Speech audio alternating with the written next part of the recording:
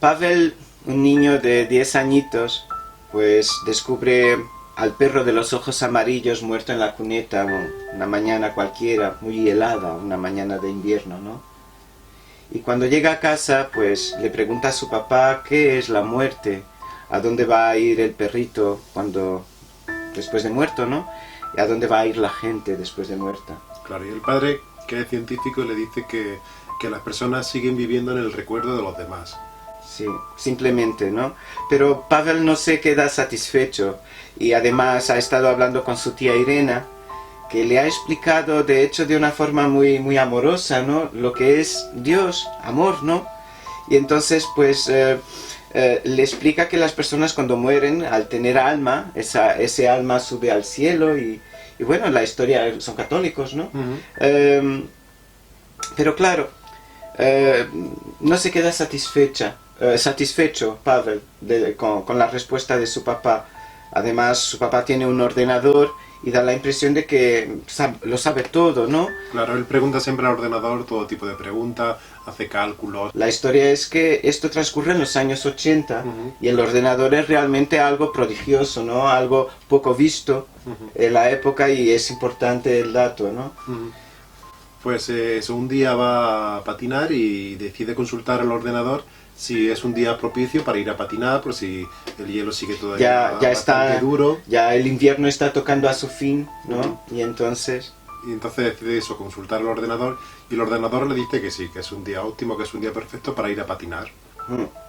Lo que ocurre es que en el frame siguiente tenemos a papá y a la tía Irena al borde del lago, mirando helados los trabajos de las personas que están haciendo un rescate, ¿no? Dentro del lago. Y parece ser que el ordenador falló, ¿no? El hielo no aguantó y bueno. Entonces estamos hablando de un Dios completamente tremendo, que como papá de algún modo pues renuncia a él y sí. Y decide castigar, ¿no? Es como un Dios justiciero, ¿no? Un Dios implacable, ¿no?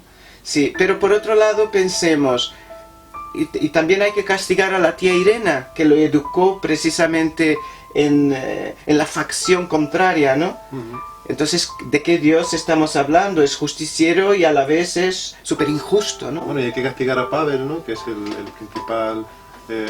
la principal víctima de... Pero víctima, ¿por qué? No tiene explicación. Uh-huh. Estamos hablando, pues, eso del decálogo de Kieślowski. Por fin cerramos el ciclo.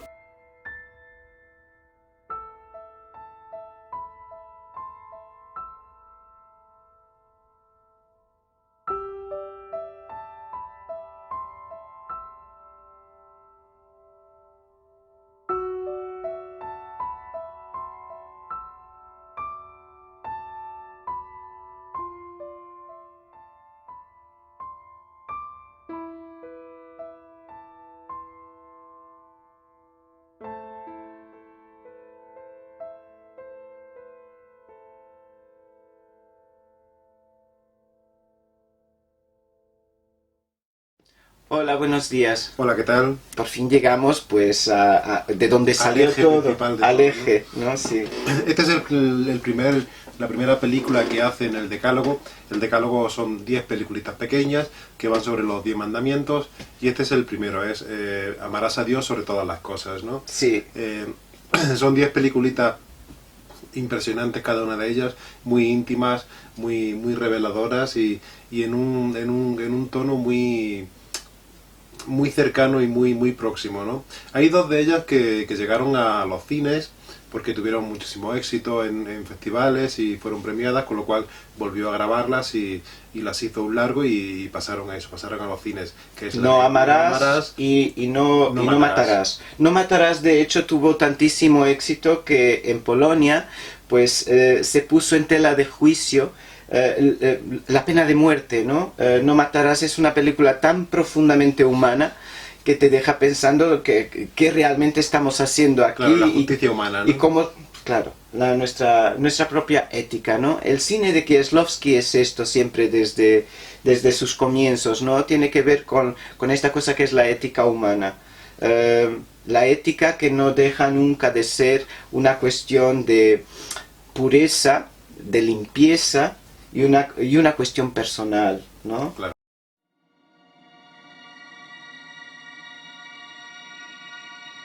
Dlaczego jedni mogą ratować, a drudzy być tylko ratowani? Wie pani?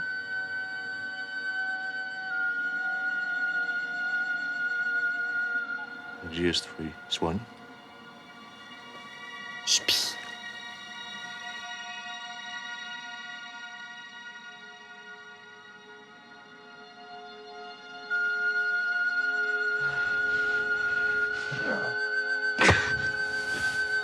Wracam stamtąd. Tak.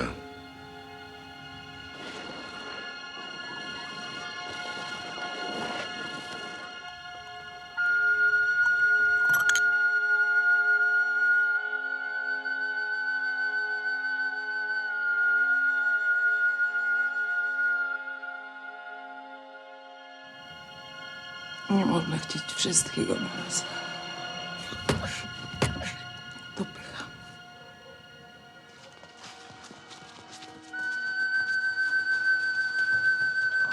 On jest dobry?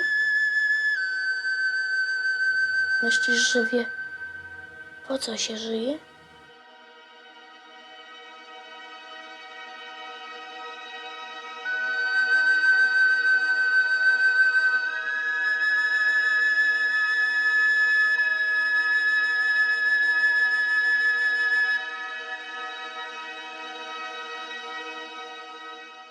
Este decálogo lo grabó en 1989 y antes de esto pues ya había trabajado muchísimo y había trabajado en la línea en la que a nosotros nos interesaba un poco esta temporada, que es el documental, ¿no? Sí, claro.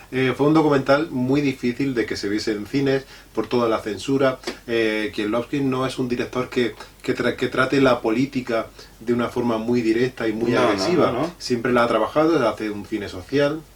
Pero siempre buscando precisamente eso, una visión no autoritarista de la sociedad, ¿no? y de los gobernantes, y enseñando que pues todos tenemos derecho a hablar pero claro, todo esto ocurrió en una época muy convulsionada en Polonia, pues 70, 80. Uh-huh. Es que la historia de la revolución en Polonia se alargó demasiado, ¿no? Después vino Lech Walesa, que encabezó lo que fue el sindicato Solidaridad, un sindicato muy inusual porque era completamente independiente, ¿no? Claro, y estamos hablando de un país comunista, ¿no? Un país que fue absorbido por la Rusia, y durante mucho tiempo, pero que también tenía muchas pretensiones a ser más occidental, quiero decir, a hacerse más capitalista, y nunca pudo, y entonces hubo siempre muchas tragedias envueltas en el asunto.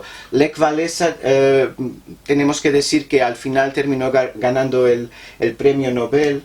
Y resulta muy interesante porque este personaje fundamental de la historia de Polonia, pues lo que promulgaba a través de su sindicato, que se llamaba Solidaridad, como decíamos, era precisamente que las personas que trabajaban en una disciplina, en un área concreta, hacían huelga para los otros que trabajaban en otra disciplina. Por ejemplo, los astilleros se ponían en huelga por los trabajadores de autobuses, quiero decir, los que trabajaban...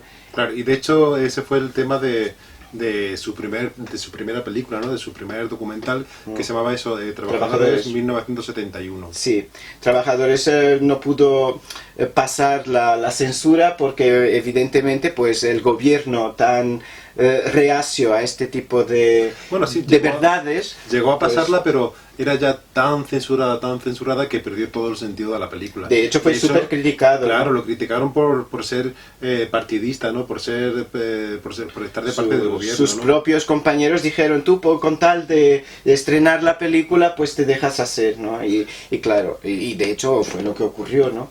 Pero después vinieron más películas, ¿no? Sí, más documentales. Más documentales en esta misma línea. Una corta jornada laboral. Nos cuenta la historia de un señor que empieza a ascender de forma muy rápida en los últimos años en el partido, y de repente aparece el sindicato, este sindicato Solidaridad.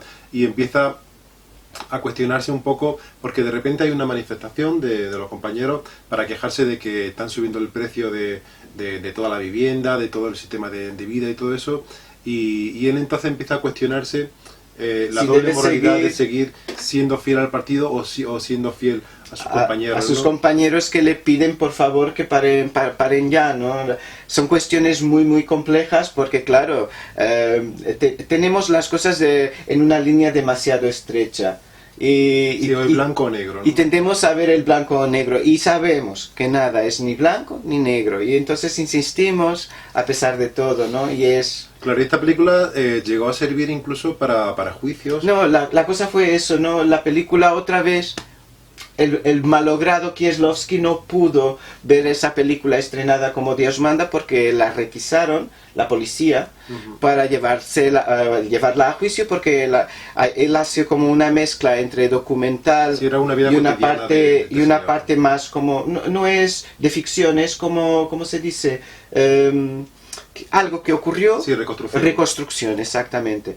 Él hace esta reconstrucción y mezcla con imágenes reales donde están personas que están buscadas por el gobierno y entonces, claro, la película es requisada para llevar a juicio a estas personas y entonces una vez más Kieslowski es salvo de grandes críticas, ¿no? Claro, esto hace que Kieslowski se empieza a plantear si el cine documental le interesa, ¿no? Y decide que no, que puede contar y puede llegar a esos mismos sitios yendo por otros recovecos, ¿no? Yendo a lo íntimo y yendo a lo personal. Con lo cual en este momento decide hacer ficción, ¿no?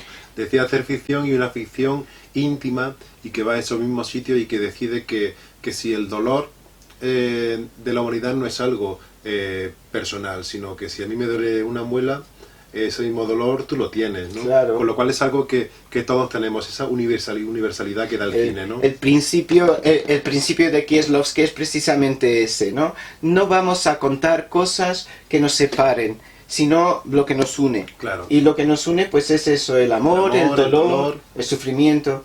Pues son esas cosas que realmente tenemos en común y que él empezó a trabajar en esta segunda etapa, podríamos contarlo, ¿no?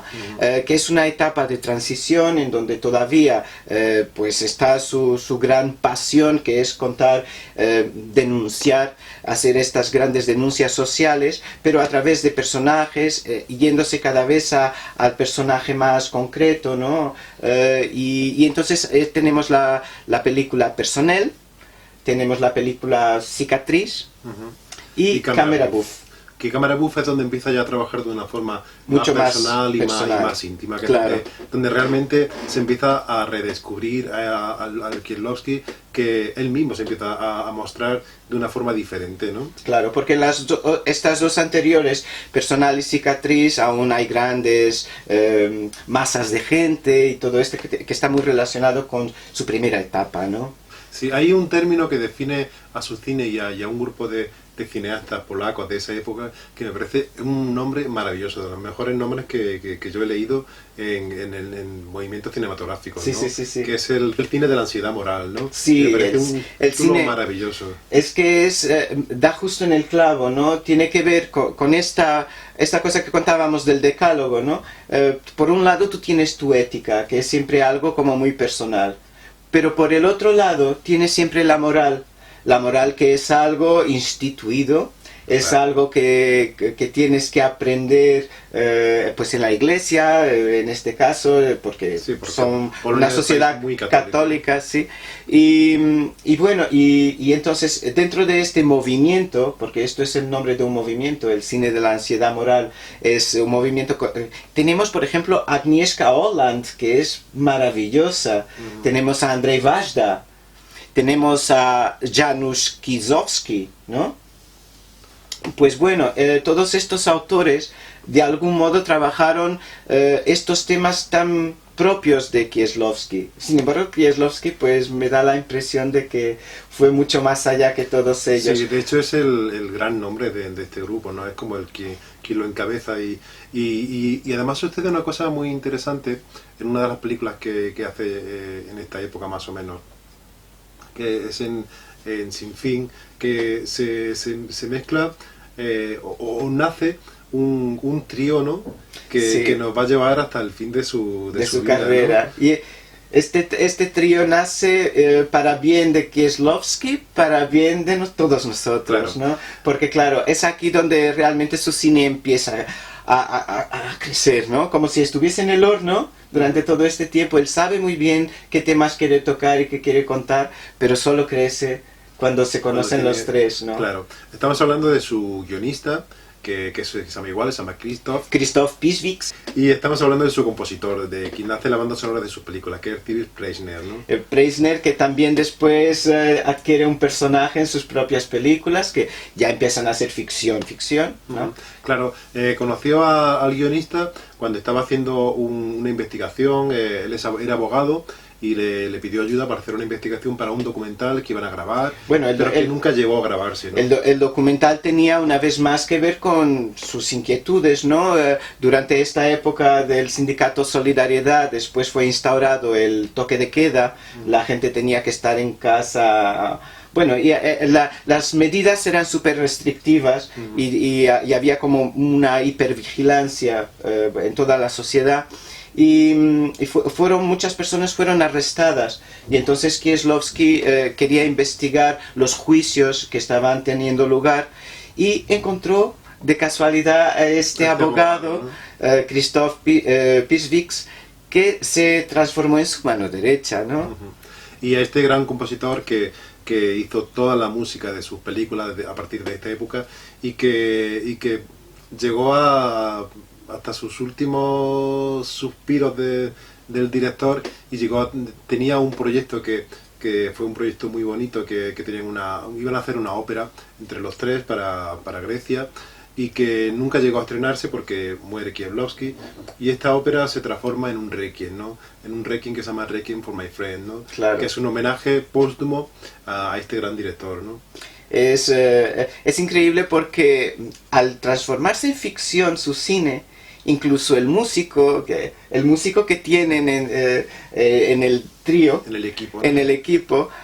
pues se transforma en uno de los personajes de sus películas, ¿no? Es un personaje que no sale, pero que está ahí como tácitamente presente todo el momento, y que se llama Van der Burdermayer. Tiene un nombre extraño porque es un compositor holandés de hace 3 décadas o algo así. Sí. Se lo inventaron de esta forma, ¿no? Claro, y de hecho es una forma muy bonita porque la música es muy importante, la música del cine de Kieślowski, porque ¿quién no recuerda esa melodía de La doble vida de Verónica, ¿no? Claro. O de Azul, o de Blanco, ¿no? De todas las películas. De todas ¿no? sus películas, partiendo precisamente de Sin Fin, ¿no? Desde que trabajan juntos los tres, pues la música se vuelve eje fundamental en la narración, ¿no? en lo que es la narración en sí. Claro, después de juntarse para hacer Sin Fin, pues empiezan a trabajar en el Decálogo, empiezan a trabajar en la trilogía Los tres colores. Los tres colores. Los tres colores vienen después de la película que nos trae hoy aquí, Sí. ¿no? Sí, quería Tres dejarlo colores. quería dejarlo un poquito para el final, ¿no? Lo de la película Claro, que sí, que pero tenemos para hoy, ¿no? tres colores, pues es una película que él ya hace en Francia, es su último trabajo. Bueno, sus 3 últimos trabajos, porque son 3 películas como La copa de un pino, ¿no? Todas ellas se entremezclan entre Bueno, y eso de su ellas. último trabajo tampoco se puede decir porque ya hemos visto en los programas anteriores Sí. que su trabajo sigue vivo y a saber ver si van a salir nuevas películas de él, ¿no? Bueno, escritas por él, ¿no? Eso ya lo dudo mucho por eso, por lo que contábamos de la última trilogía, que al final pues fue dirigida tanto por Tom Tykwer, como vimos en el episodio, hace 2 episodios, el episodio anterior que vimos Danny Stanovich, también El Infierno. Y bueno, yo tengo la y el esperanza de que algún Purgatorio, día aparezca el Purgatorio por ahí. es que el Purgatorio yo creo que no estaba siquiera muy hablado entre ellos. Me da muy esa impresión. Bueno, yo tengo la esperanza de que aparezca. Bueno, total, ¿por dónde íbamos? Pues que vamos a contar la historia de La doble vida de la Verónica, doble ¿no? vida de Verónica, que bueno, yo no sé, pero mis 3 películas preferidas... mis 3 películas preferidas... Bueno, yo te digo una y tú me dices las tuyas. Venga, ¿Qué te parece? Venga, dime. La primera es Cielo sobre Berlín. La tengo ahí, Wim Wenders, El cielo sobre Berlín, como mi primera. Bueno, yo mi primera película de hoy a esta hora podría ser Totoro. Totoro, mira. Pues yo no puedo dejar de amar Mondo, de Tony Gatliff. Mondo es... El marido de la peluquera, de Ah. Patrice Lecomte. Sí, qué Por buena, ejemplo, ¿no? qué buena película. Mi tercera película es La doble vida de Verónica. Mi tercera película, La doble vida de Verónica. Está claro por qué teníamos que hacer este pequeño homenaje a Kieslowski, ¿no? Porque es una de las películas que posiblemente de las 3 que yo he dicho, las 2 primeras las pueda cambiar mañana o dentro de media hora. Pero la tercera creo que nunca la cambiaría. Bueno, yo no puedo cambiar ninguna ahora mismo. No puedo. Me moriría Sí, si me pues. la quitan. La doble vida de Verónica es una película con mayúsculas que está escrita de una forma maravillosa. Es prodigioso, Un sí. guión perfecto que no tiene ningún momento así que diga, oye, aquí cambiaría algo. No, es todo perfecto. Es la todo música genial, perfecta, todo, la interpretación perfecta, todo es perfecto. Tenemos que decir que la interpretación es de Irene Jacob, que ganó el premio en Venecia, creo. Y claro, y después la película tuvo también más premios en Cannes y todo esto. Y es una joven, tendrá 20 añitos y tanto. Y es guapísima y es increíble y siempre va corriendo a todas partes. Tiene una se mete en tía... todos los charcos. Sí, sí, y arrastra las hojas secas por el camino, ¿no? Pues tiene una tía que vive en Varsovia y ella va de visita a ver a su tía. Es curioso que su tía en una buena tarde le cuenta que necesita hacer su testamento y por eso está esperando al abogado. Porque claro, aunque ella sea joven, todos se mueren estando sanos en la familia. Y entonces por eso, pero por nada además, que no se preocupe. Sin embargo, Verónica tiene una extraña afección. En portugués se le llama como a esto, nervioso menudito, sería la traducción. Claro, que es como ese temblor que te entra en el ojo, ¿no? Sí. Ese nervio, ¿no? Que se te mueve en el ojo. No estás nervioso, realmente no te sientes nervioso, pero hay algo que no te deja estar del todo calmado. Y Verónica padece esto, ¿no? Después de escucharla, en una casualidad, ella va a ver a una amiga, creo, a la salida de su ensayo, que tiene una amiga ahí en Varsovia, no sé qué. Pues la amiga la invita y ella, pues, como se da mucho al cante, empieza a cantar en medio del ensayo de los demás y su voz es descubierta y entonces la llevan para Para un casting, ¿no? Para una de las cosas que no solo se te eriza la nuca, se te eriza todo el cuerpo entero.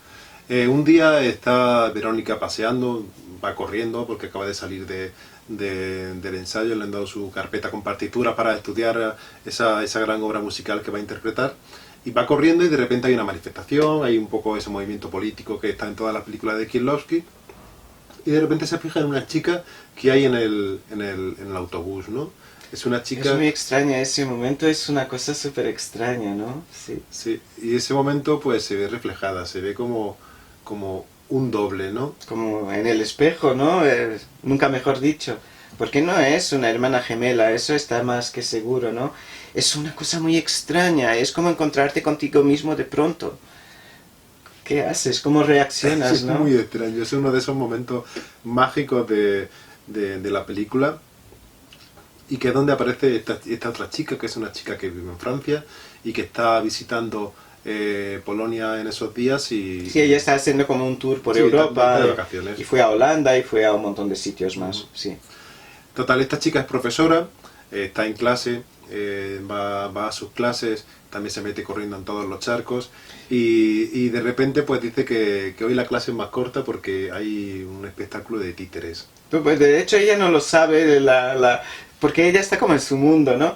Y hay un dato que no contaste que me parece que es Que es fundamental. profesora de música. Ella es profesora de música para niños, pero ella también, también es cantante. Pero justo cuando empezamos a conocer este personaje, ella renuncia, ella llama a la puerta de su profesor y le dice que ya no puede hacerlo más, Que deja de cantar, ¿no? que deja de cantar. No pudimos contar qué ocurre en la historia de la otra Verónica, no podemos terminar ese cuento, Lo dejamos abierto para que lo descubráis vosotros. pero es un dato muy importante, ¿verdad? Porque claro, ella renuncia en el último minuto, renuncia. Esto se recoge después también al final de la película y es como lo que cierra esta historia maravillosa, ¿no? Pero bueno. Pues llega a clase y de repente ve eso, que la clase es más corta porque hay un espectáculo de títer para los niños. Sí. Es un espectáculo, es otro de los momentos maravillosos, no de la película, sino creo yo que de la historia del cine. Es mar-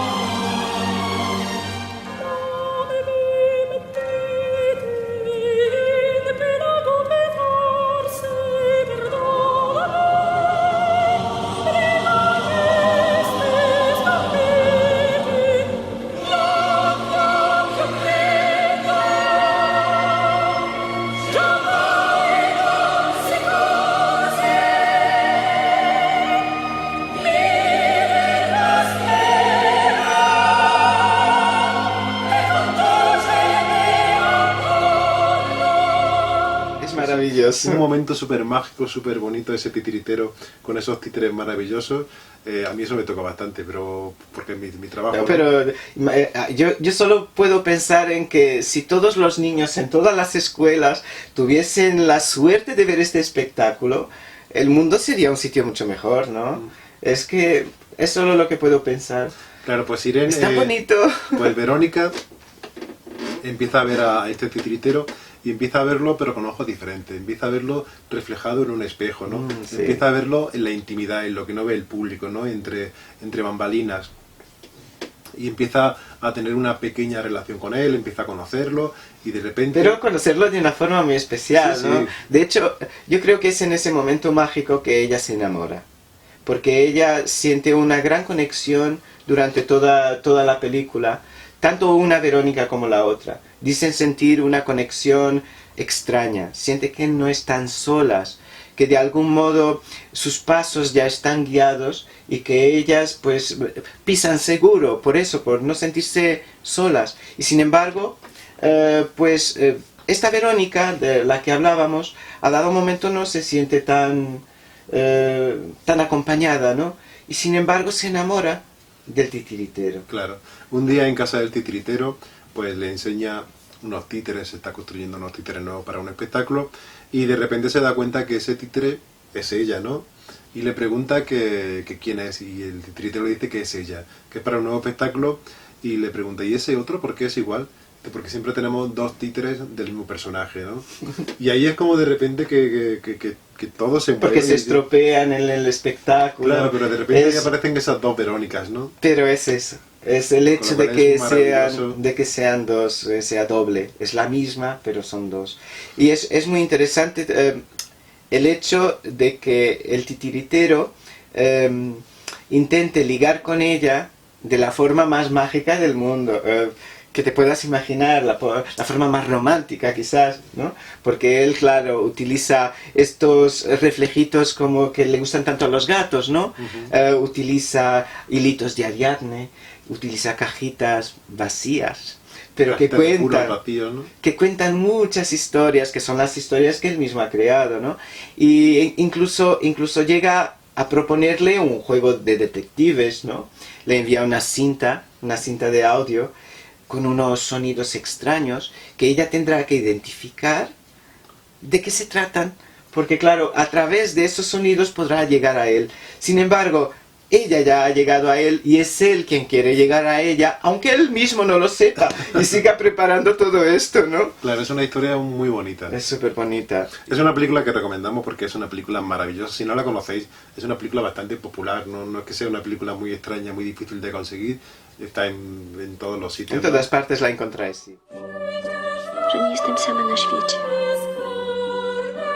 Nie ma pani doświadczenia koncertowego.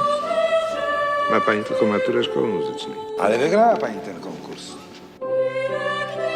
Pourquoi deux? Parce que dans le spectacle, j'ai touche beaucoup.